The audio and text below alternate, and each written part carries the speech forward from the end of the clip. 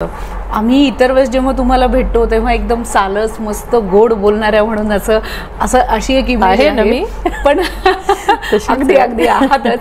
पण जेव्हा सभागृहामध्ये आम्ही तुम्हाला बघतो तेव्हा एखाद्या विषयावरचा कुठलाही विषय असेल, तो मुलांच्या संदर्भातला असेल, कुठलाही विषय असेल, हे मांडताना मात्र तुमच्याकडे खूप मुद्देसूद असं म्हणता येईल असं एक भाषण असतं किंवा एखाद्या प्रश्नावर बोलतानाचा कॉन्टेंट जो आहे तो तुमच्याकडे खूप चांगला असतो.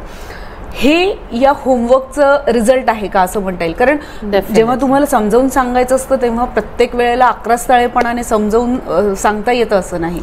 नाही, डेफिनेटली ह्याच्यासाठी अभ्यास करावा लागतो खूप. आणि परत मी मागे जाते की माझ्या वकिलीच्या दिवसामध्ये मी वडिलांबरोबर प्रॅक्टिस करायचे आणि माझे वडील प्रचंड रिसर्च करायचे. म्हणजे he was the topmost lawyer.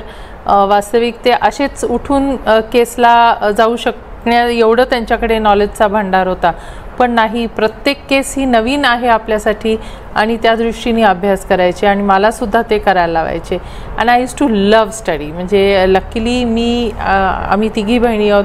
मी आणि माझी आणखीन एक आम्ही तिघी वकील आहोत, पण एक प्रॅक्टिस करत नाही. पण दोघी आहोत ते आम्हाला सवयच लागून गेली आहे की नाही, आपण वाचन करून अभ्यास करून करायचं. आणि एस्पेशली राज्यसभेमध्ये बोलताना, थँक्यू कॉम्प्लिमेंट्स दिल्याबद्दल, पण राज्यसभेमध्ये बोलताना मला अर्धा तास दिला किंवा पाऊण तास दिला तर मी अधिक एक्सटेम्पो बोलू शकीन, अधिक प्रभावी बोलू शकीन.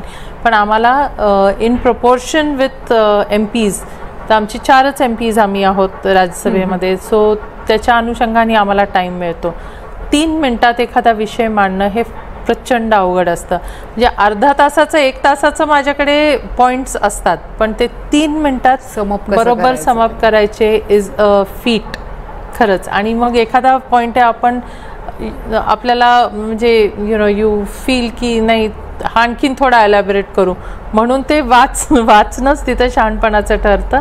नाहीतर मग आपले सगळे पॉईंट्स कवर होत नाही. आणि मला म्हणजे पवारसाहेब पण अनेक भाषणानंतर, चला वंदनाचं आज खूप छान भाषण झालं, आता तिला आपण सगळे जाऊया कॉफी घेऊया सेंट्रल हॉलमध्ये, किंवा मग अगदी कौतुकाने सांगणार आज वंदनाचं भाषण ऐकलं का.